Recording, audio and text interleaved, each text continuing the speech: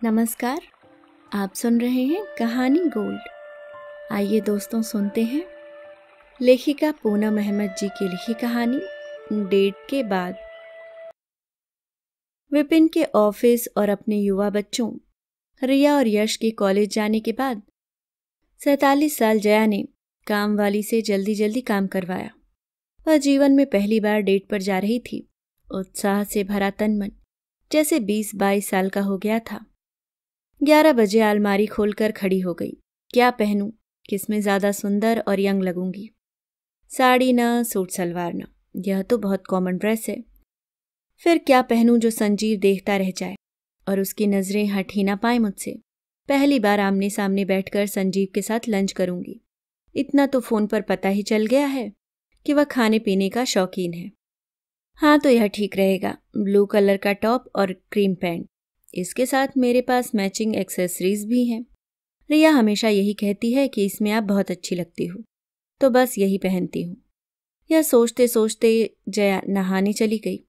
ख्यालों में आज बस संजीव ही था। 5 साल पहले पता नहीं कैसे जिम से बाहर निकलते समय संजीव टकरा गया था। सॉरी कहते हुए हंस पड़ा था वह। जया को अपने से तकरीबन 10 साल छोटे संजीव की मुस्कुराती आंखों में थोड़े कुछ अलग से भाव बहुत भाए थे। उसके बाद जिम में तो कम, हाँ, सोसाइटी के गार्डन शॉपिंग कॉम्प्लेक्स में वह अक्सर मिलने लगा था। दोनों ने शायद एक दूसरे के लिए आकर्षण महसूस किया था। 2 साल इसी तरह गुजर गए। पहले कभी कभी, फिर अक्सर सुबह की सैर पर दोनों अब संयोग नहीं, इरादतन टकराने लगे थे। और आज से 6 महीने पहले का वो रोमांटिक और खूबसूरत दिन जया के जीवन में हलचल मचा गया था, जब संजीव ने उसके पास आकर उसे अपना विजिटिंग कार्ड दिया था। फोन करना प्लीज, जल्दी से कहकर फौरन वहां से चला गया था, क्योंकि वह नहीं चाहता था कि लोगों की नजरों में जरा सी भी यह बात आए कि उन दोनों के बीच कुछ चल रहा है। वह नहीं चाहता था कि उन दोनों के वैवाहिक जीवन पर जरा सी भी आँच आए। यह बात उसने बाद में जया को फोन पर कही थी। जया ने उसे उस दिन घर जाते ही फोन किया था। कई बार उसके कार्ड को निहारा था। संजीव महाराष्ट्रियन है, इवेंट मैनेजर है। कांपते हाथों, धड़कते दिल से जब जया ने घर आकर उसे फोन मिलाया तो संजीव की आवाज के जादू में घिरी वह न जाने कितनी देर उससे बातें करती रही थी। कितना कुछ अपने बारे में, अपने परिवार के बारे में दोनों ने शेयर कर लिया था। उस दिन फोन रखने के बाद जया को लगा था कि उसने बहुत दिनों के बाद इतनी बातें की हैं। वह बहुत दिनों के बाद इतना हंसी है। उसके मन में एक नया उत्साह भराया था। इस उम्र में उसके जीवन में एक बोरियत भरती जा रही थी। संजीव से परिचय जया को नवजीवन सा दे गया था। विपिन और बच्चों के साथ उसका जीवन वैसे तो सुचारू रूप से चल रहा है, पर उसके अंदर बड़ा खालीपन सा भरता जा रहा था। घड़ी से बंधी हुई दिनचर्या से वह थक सी चुकी है। विपिन से भी कितनी बात करे, एक समय बाद कितनी बात कर सकते हैं बैठकर। उस पर विपिन को टीवी और सोशल मीडिया से फुर्सत ही मुश्किल से मिलती है। दिया और यश की अपनी लाइफ है, अलग रूटीन है। उनके साथ बैठकर भी जया को अकेलापन घेरे ही रहता है। दोस्त भी गिने चुने हैं। विपिन अंतर्मुखी है, पत्नी और बच्चों में खुश रहने वाले इंसान। घर पर वे कभी कभार बोर नहीं होते। मस्त रहते हैं, खुश रहते हैं। बस पता नहीं क्यों जया आजकल बहुत बोर होती है। उसका मन नहीं लगता। उसे लाइफ में कुछ एक्साइटमेंट चाहिए। जया विपिन से बहुत प्यार करती है, उसे कभी धोखा देना नहीं चाहती। वह उससे बहुत संतुष्ट व सुखी है। पर कुछ कमी तो है ना उसके जीवन में, जो संजीव की उपस्थिति से उसका मन चहकता है। अब तो जिस दिन फोन पर संजीव से बात ना हो, किसी काम में मन नहीं लगता, मूड खराब रहता है। जिसे विपिन और बच्चे उम्र का तकाजा बताकर हंस दिया करते हैं, वह मन ही मन और झुंझला जाती है। संजीव मूडी है, कभी कभी दिन में 2 बार, कभी कभी 4-5 दिनों में भी फोन नहीं करता। फिर कहेगा कि बहुत बिजी था। इन 6 महीनों में जया संजीव के बारे में काफी कुछ जान चुकी है। संजीव भी उसके बारे में जान चुका होगा। जया इतना महसूस कर चुकी है कि वह अपनी पत्नी रूपा और बेटी प्राजक्ता को बहुत प्यार करता है। रूपा वर्किंग है और संजीव उसकी हर चीज में हेल्प करता है। पर संजीव बहुत प्रैक्टिकल है, जया इमोशनल। दोनों समझ चुके हैं, पर दोनों के पास बातों के जो टॉपिक्स रहते हैं, जया हैरान हो जाती है। विपिन तो इतना कम बोलते हैं कि वह कभी कभी चिढ़ जाती है कि तुम्हारे पास बात करने के लिए क्या कुछ नहीं होता। विपिन हंस देते हैं। तुम जो हो, इतने सालों से तुम्हारी ही तो सुनता आया हूं, अब कैसे बदलूं। जया नाराजगी दिखाती है, कभी कभी चेतावनी भी देती है। तुम्हारी वजह से बोर होकर मेरा मन न भटक जाए कहीं। अरे नहीं, ऐसा नहीं हो सकता, डराओ मत मुझे, आई ट्रस्ट यू। फिर विपिन हमेशा हंसकर उसे गले लगा लेता है। वह भी फिर उनकी बाहों में अपना सिर टिका लेती है। कभी कभी ऐसे पलों में जब संजीव उसकी आंखों के आगे आ जाता है तो वह घबरा भी उठती है। 6 महीने से फोन पर बात तो बहुत हो गई थी। 2 दिन पहले विपिन जब टूर पर गए तो जया ने हमेशा की तरह यह बात संजीव को बताई कि विपिन टूर पर गए हैं, बच्चों के एग्जाम्स हैं। तो संजीव ने कहा, फोन पर बातचीत तो बहुत कर ली, इस बार टूर का फायदा उठाएं, लंच पर चलोगी। जया ने फौरन कहा, नहीं नहीं। अरे क्यों, क्या हम फोन पर ही हमेशा बात करते रहेंगे? चलो ना, एक डेट हो जाए। जया हंस पड़ी, कोई देख लेगा। कोई नहीं देखेगा, थोड़ा दूर चलेंगे, वीकेंड में कहाँ कोई जल्दी मिलेगा। तुम्हें बॉम्बे कैंटीन पसंद है ना, वहीं चलते हैं। यहाँ पवई से बॉम्बे कैंटीन जाने में कोई नहीं मिलेगा। जया ने कुछ देर सोचा, फिर हाँ बोल दिया, और आज वह डेट पर जा रही थी, संजीव के साथ 47 की उम्र में। सज धज कर जया तय जगह पर पहुंची तो संजीव वहां पहुंचा नहीं था। वह जाकर कॉर्नर की एक टेबल पर बैठ गई। उसके मन में एक परपुरुष से अकेले में मिलने पर कोई अपराध बोध नहीं था। संजीव से बातें करना उसे अच्छा लगता था, बस उसे और कुछ नहीं चाहिए था। वह अपने मन की खुशी के लिए इतना तो कर ही सकती है। उसकी भी एक लाइफ है। वह अपने आप को ही कई तरीके से जैसे दलीलें दिए जा रही थी। इतने में संजीव आ गया। टी शर्ट जीन्स में 35 साल संजीव जया को बहुत स्मार्ट लगा। उसे देखते ही उसका मन पुलकित हो उठा। संजीव ने सॉरी कहते हुए जया को ध्यान से देखा, मुस्कुराया और कहा, आज आप बहुत अच्छी लग रही हैं जया। जया का चेहरा इस उम्र में भी गुलाबी आभा से चमक उठा।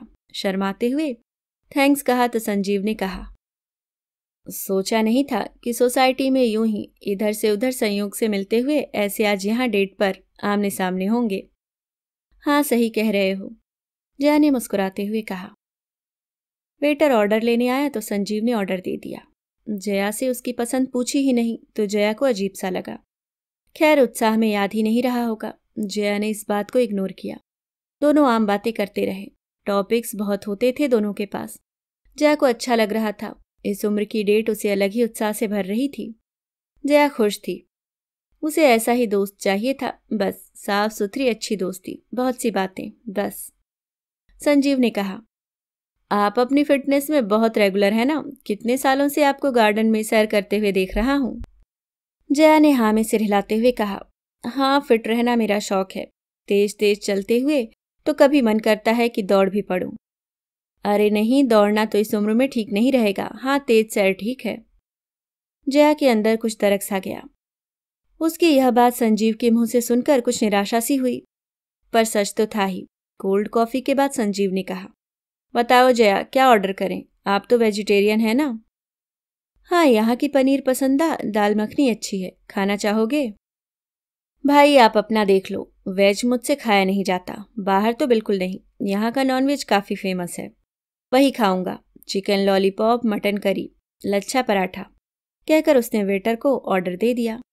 जया को बड़ा अजीब सा लगा। अचानक विपिन याद आ गया। विपिन भी नॉनवेज खाता है। जया शाकाहारी है तो घर पर न के बराबर ही बनता है।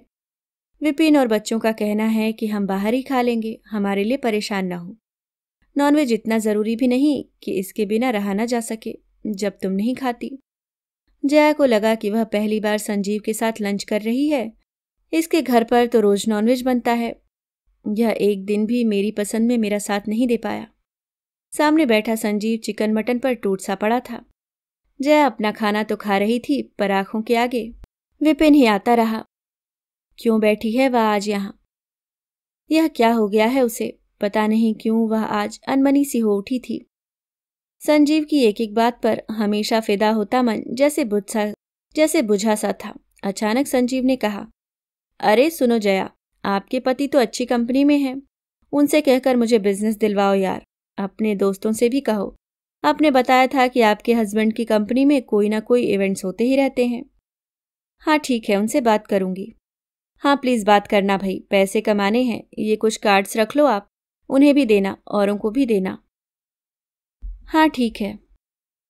सामने बैठे संजीव के व्यक्तित्व से प्रभावित होकर जिस तरह वह महीनों से अपने होशो हवास खोकर दीवानी सी घूमती रही थी, आज जैसे उसे अपनी चेतना वापस आती सी लगी।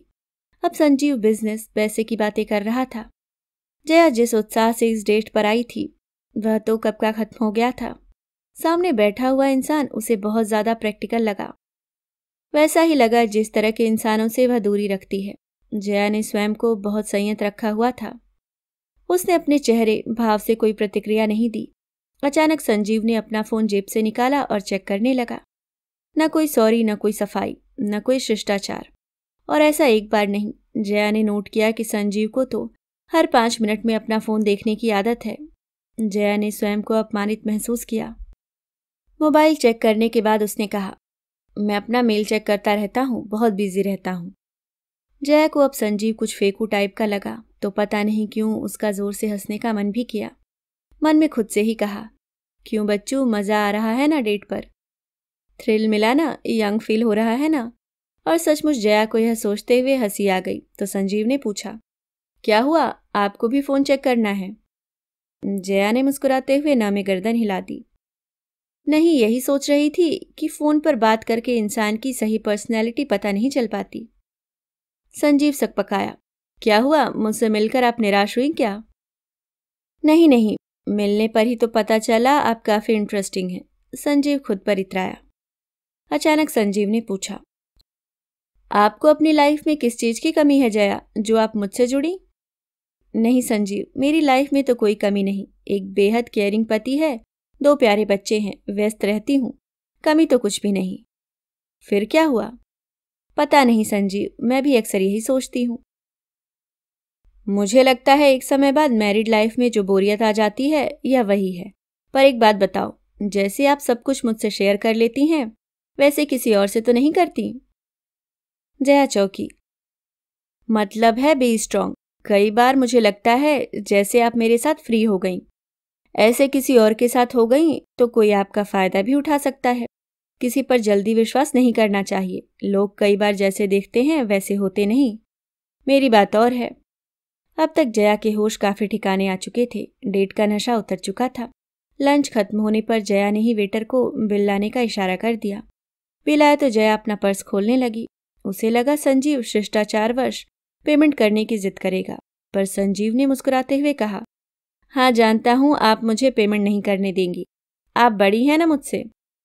जया का दिमाग घूम गया। उसने भी मुस्कुराते हुए पेमेंट कर दिया।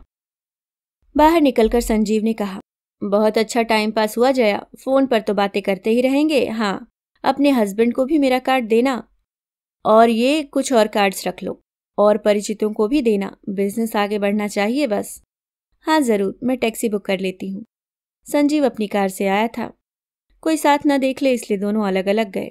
टैक्सी में बैठकर जया ने गहरी सांस लेते हुए कई बार खुद को बेवकूफ कहा। फोन पर तो संजीव अलग ही व्यक्तित्व का मालिक लगता था, पर इस डेट के बाद यह डेट थी। जया को मन ही मन हंसी भी आ गई। क्या क्या होता है जीवन में। फिर उसने अब तक के अपराध बोध और खिन्नता को मन से निकाल फेंका। हाँ, हो जाती है गलती, सुधारी भी तो जा सकती है। और मुस्कुराते हुए विपिन को व्हाट्सएप पर मैसेज भेज दिया, लव यू विपिन, जल्दी आना घर। अभी आप सुन रहे थे पूनम अहमद जी की लिखी कहानी डेट के बाद।